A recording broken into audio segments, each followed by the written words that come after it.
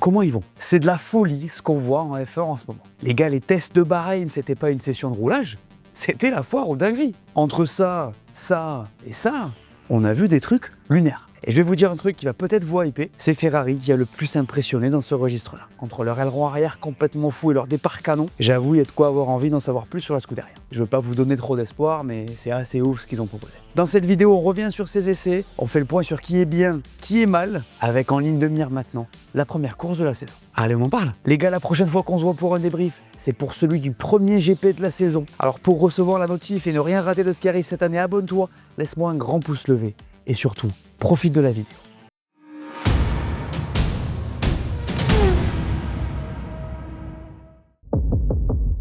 Le cauchemar d'Aston Martin continue. Là les gars, je sais même pas si c'est juste de parler de cauchemar. Ils sont en enfer en fait, tout simplement. Là on parle pas d'une équipe qui n'a pas répondu aux attentes, on parle d'un team qui n'aurait pas pu faire pire. Ils ont d'énormes soucis de fiabilité avec le moteur Honda qui les a forcés à ne faire que 6 petits tours sur le dernier jour de test. C'est la caca, c'est la cata, c'est la catastrophe. C'est le moins qu'on puisse dire. Les gars, il est possible qu'Aston, malgré tout ce qu'elle a mis en place pour être au top avec ses nouvelles réglementations, se retrouve derrière Cadillac à Melbourne. C'est ultra chaud.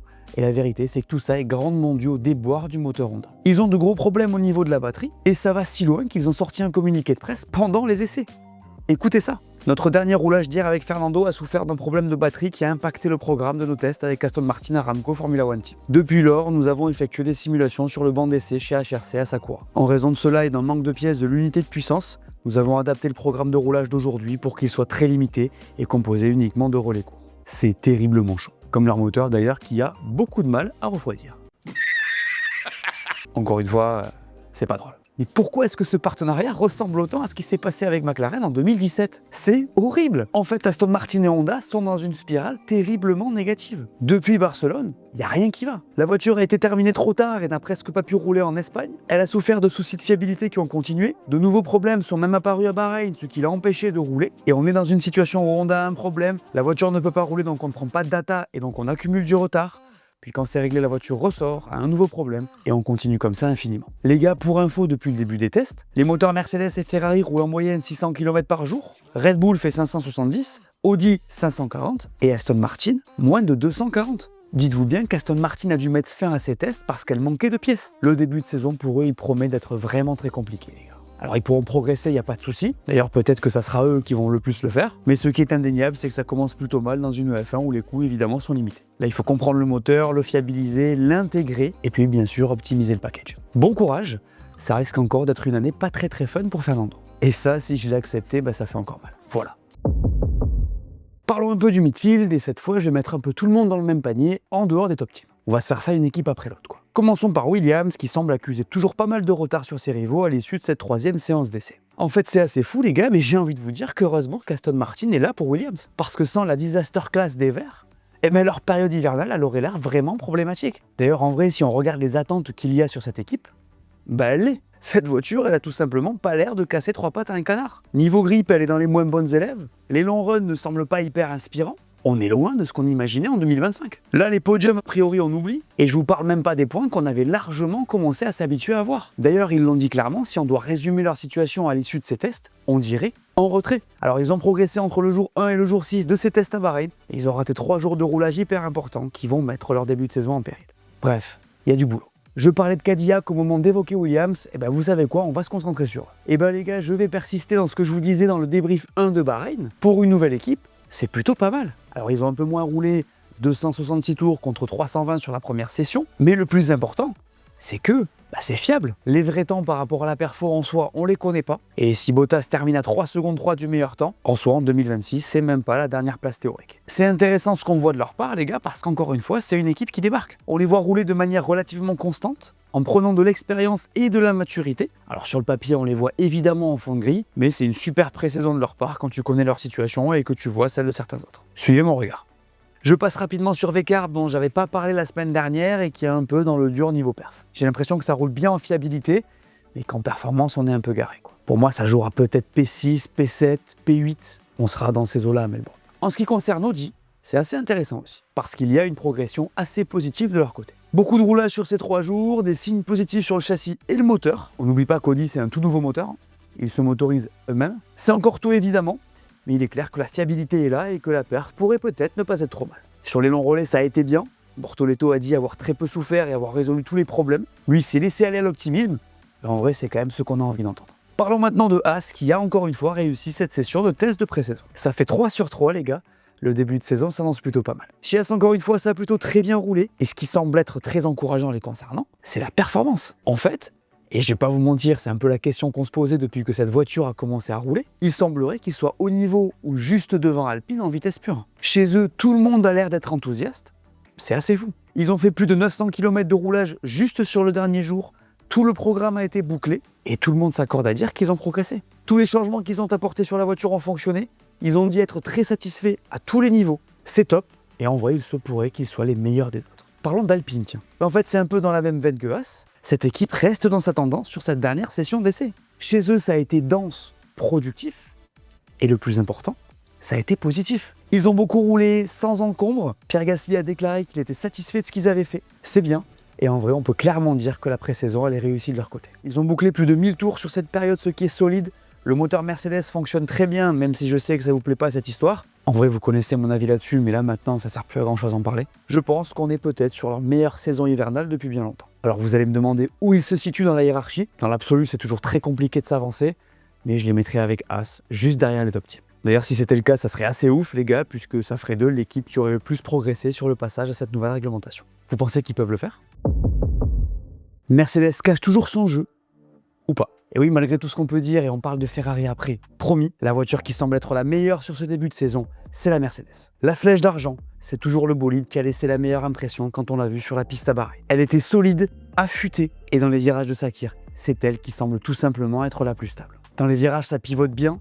Les rétrogradages, on en parlait dans la dernière vidéo, ça se passe comme les pilotes veulent, et la traction a l'air de vraiment pas être mal, comme on peut le voir quand ils sortent des virages là. Les longs relais ont aussi l'air canon, ça sent bon pour eux, mais ça on le sait depuis longtemps. D'ailleurs, ils ont amené un nouveau package plutôt complet avec des nouveautés au niveau de l'aileron avant, de l'aileron arrière, des brake ducts, du sidepod, du capot moteur, du plancher. Ils sont donc assez confiants pour montrer ce qu'ils ont. Et en vrai, quand on voit comment ça tourne, on comprend pourquoi. Leur vrai problème, par contre, à eux, c'est la fiabilité. Ça avait déjà été un problème sur la première séance à Bahreïn. On en avait parlé, ils avaient perdu pas mal de temps. Et ben là, c'est un peu la même histoire. Là, c'était moins le cas pour le coup, ce qui est quand même positif par rapport à ce qu'ils avaient vécu sur le premier test à Bahreïn. Et l'équipe a encore eu des soucis, notamment sur la voiture d'Antonelli, ce qui leur a fait encore une fois perdre du temps. D'ailleurs, Russell s'est pas mal exprimé pendant ces tests. Il a parlé de la fiabilité, de leurs problèmes. Il a vachement mis en avant le déploiement électrique de la Red Bull et les départs de la Ferrari. Selon ses dires, il s'inquiète et annonce que le moteur Mercedes doit encore être optimisé. J'avoue, à ce niveau-là, les gars, je sais pas trop quoi penser. Info ou intox, je sais pas. C'est possible. Mais on sent qu'il y a quand même beaucoup de mind games qui sont en train d'être joués. D'ailleurs, on parle du sujet des moteurs là dans le dernier chapitre de cette vidéo. Vous allez voir, il y a du nouveau. En tout cas, celui pour lequel c'est pas évident chez Merco, c'est Antonelli, puisque les soucis se sont accumulés chez lui et il a beaucoup moins roulé que son coéquipier, ce qui est toujours compliqué dans ce genre de configuration. Donc voilà, Mercedes est toujours très bien quand on regarde la voiture rouler. On a quand même l'impression qu'elle est moins bien que la Ferrari au départ, mais globalement, ils peuvent être optimistes et perso, je les mets toujours devant.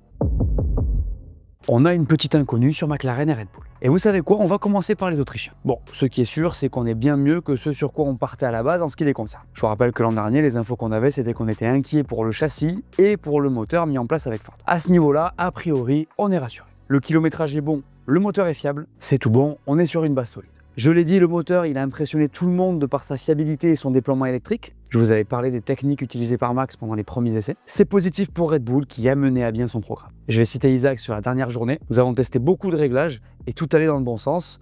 Donc je me sens bien par rapport à la direction que nous avons prise. Le rythme sur les longs relais et avec beaucoup de carburant était également bon. Il n'est pas vraiment réputé pour pratiquer la langue de bois, donc je pense qu'on peut imaginer que ce qu'il dit est vrai. Ou en tout cas assez fiable. D'autant que Max Verstappen a fait des déclats similaires. Après les gars, j'ai pas non plus envie de vous raconter des histoires. Ce que Max dit surtout en sortant de la voiture, c'est qu'il reste encore du travail. Perso, comme la semaine dernière, s'il y a un endroit où les mettre, je les mets P4 sur la grille. En vrai, même si ça a l'air de super bien partir sur le moteur, je veux quand même voir quand il est réglé pour la course à Melbourne. On parle de McLaren ou quoi? Je vais laisser Lando Norris parler à ma place, tiens. Nous ne serons pas devant. C'est sa déclaration à la fin de ses tests à Bahreïn. Je vous ressors une autre déclat. Pour le moment, nous sommes un peu en retrait. Donc pour égaler le rythme de course de certains, nous devons pousser un peu plus. Et ensuite, nous avons plus de dégradation. C'est le début, ils sont hyper prudents. Et en vrai, quand tu vois ce qui se passe sur les tests, globalement, c'est normal. Et leur force en vrai dans leur com, c'est qu'ils te montrent un verre à moitié vide alors qu'en vrai, ça va. La voiture, ils la comprennent de mieux en mieux. Ils ont progressé. Et PSV a été le plus performant sur les longs relais quand on en fait l'analyse. Donc, dans le top 4, oui, mais ça veut pas dire grand-chose. Il est possible qu'ils nous cachent quelque chose eux aussi, même si perso, je les mettrais quand même P3 dans cette hiérarchie. D'ailleurs, notez bien que Lando Norris, il a fait le 2e temps de ses tests, je souligne, même si ça vaut pas grand-chose. Bref, voilà pour McLaren et Red Bull, qui sont quand même des sujets assez fous. Et maintenant, votre moment préféré.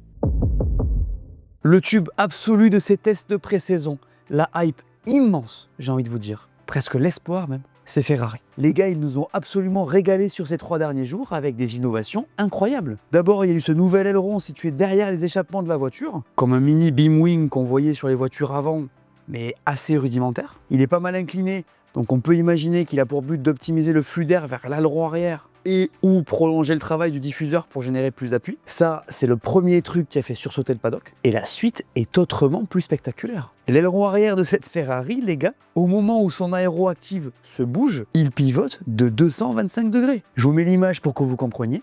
C'est une dinguerie. À l'endroit, à l'envers, à l'endroit, à l'envers, à l'endroit, à l'envers. Jour, nuit. C'est complètement fou. Selon les estimations, ça pourrait la faire gagner jusqu'à 10 km/h en ligne droite. Selon les estimations, et s'il le gardait, je précise. Alors vous allez évidemment me demander si cette innovation est conforme. Eh bien je vous demanderai d'écouter la réponse de la FIA, de Nicolas Tombazis pour être plus précis. Nous encourageons les solutions qui réduisent la traînée de manière générale. C'est pour cette raison que le règlement concernant le DRS, donc qui limitait l'ouverture, a été supprimé, pour donc donner plus de liberté. Et nous pensons que la solution de Ferrari est OK. Vous avez votre réponse. Alors ils ont roulé assez brièvement avec cette solution avant de revenir à l'ancienne.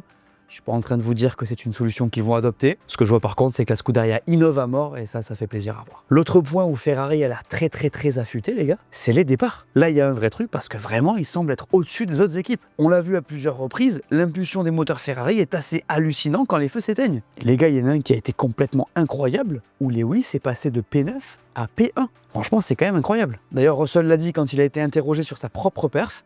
T'as beau avoir la meilleure voiture, si tu restes scotché au départ, ça peut pas aller bien loin. D'ailleurs, il disait que ces 2 départs qu'il avait fait sur les tests, c'était probablement les 2 pires départs de sa carrière. Et il a justement comparé ses départs avec ceux de Lewis Hamilton. C'est assez fou quand tu vois les départs des voitures rouges en vrai. Alors il faut interpréter ça avec prudence, évidemment, mais il semble unanime dans le paddock que les moteurs Ferrari auraient un avantage net dans ce domaine pour le moment. D'ailleurs, on avait parlé de la procédure de départ dans le dernier débrief, comme quoi si elle restait telle quelle, ça pouvait être insécuritaire à cause du turbo-lag. Et ben la FIA a fait des tests pour trouver une solution à l'horizon Melbourne, et elle a mis en place une procédure qui a l'air de marcher. Du coup, maintenant, on a rajouté une séquence de 5 secondes avant la séquence d'allumage du premier feu, pour permettre aux pilotes de faire monter leur turbo en régime et optimiser les départs. Les pilotes reçoivent d'ailleurs maintenant une indication pour qu'ils sachent quand commencer à faire chauffer le turbo. Ça s'est vraiment mieux passé avec cette procédure, ce qui est une super nouvelle. Donc voilà, pour Ferrari, c'est de bon augure, ça a bien roulé, ça a innové. Pour la première fois depuis longtemps, on se dit peut-être que ça peut vraiment bien commencer. Vous pensez que c'est possible? Juste avant de passer au chapitre sur les moteurs, les gars, on va faire un petit point hiérarchie. On ne sait pas vraiment dans quel ordre, mais a priori, ça serait Mercedes, Ferrari, McLaren, Red Bull, Alpine, Haas, Audi, V-Carb, Williams, Aston et Cadillac. On ne sait pas non plus vraiment dans quel ordre. Et puis entre les 2 dernières équipes, pareil.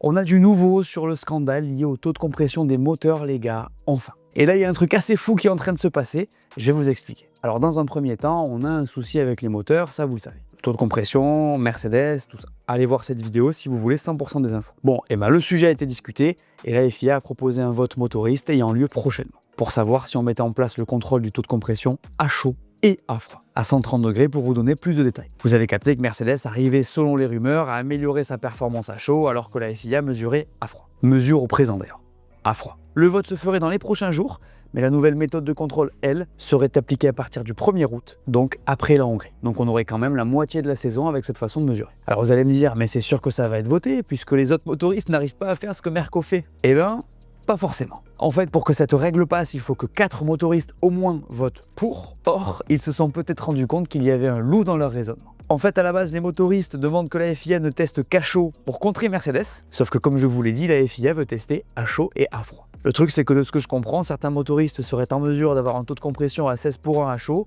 et potentiellement le faire remonter à froid. C'est ce que Toto Wolff déclare à Bahreïn. Je pense que la tentative des autres était de faire en sorte que ce soit mesuré uniquement à chaud afin de pouvoir être hors des limites réglementaires à froid. Donc maintenant, c'est équitable pour tout le monde. CQFD, maintenant que la FIA veut le faire à chaud et à froid. En fait, naturellement, la plupart des moteurs perdent du ratio de compression en montant en température, à l'exception du Mercedes du coup, d'où le tour de force. Ce que ça veut dire, c'est qu'un moteur classique va descendre vers 15 par exemple quand il fonctionne. Donc si on mesure uniquement à chaud, on peut créer un moteur qui est plus agressif à froid et qui devient conforme à chaud. Dans ce cas-là, Mercedes perdrait son avantage et les autres gagneraient de la perf. Mais avec la décision de faire les deux, bah c'est équitable. Du coup, il se pourrait que certains motoristes votent contre leur propre proposition. C'est lunaire, mais c'est comme ça, on va voir ce que ça donne très rapidement. Et à tout moment, ça changera pas. Je fais un dernier point important ici sur le carburant. On n'en a pas beaucoup parlé sur la chaîne, mais vous le savez, les équipes roulent au biofuel en 2026 et les partenaires des équipes doivent faire homologuer leur carburant auprès de la FIA, ce qui n'est pas une mince affaire. Par exemple, le partenaire de Mercedes, Petronas, aurait quelques soucis avec l'homologation. Vous avez bien entendu, certaines équipes ne roulent pas encore avec du carburant homologué. Donc voilà, c'était pour vous tenir au courant de tout ça. Dites-moi ce que vous en pensez en commentaire. Voilà, merci à tous de m'avoir écouté, j'espère que cette vidéo vous a plu, laissez-moi un pouce bleu, dites-moi en commentaire ce que vous pensez de tout ça. N'oubliez pas d'aller voir mes dernières vidéos que vous n'auriez pas vues, dites-moi tout, et on s'abonne. Allez, ciao!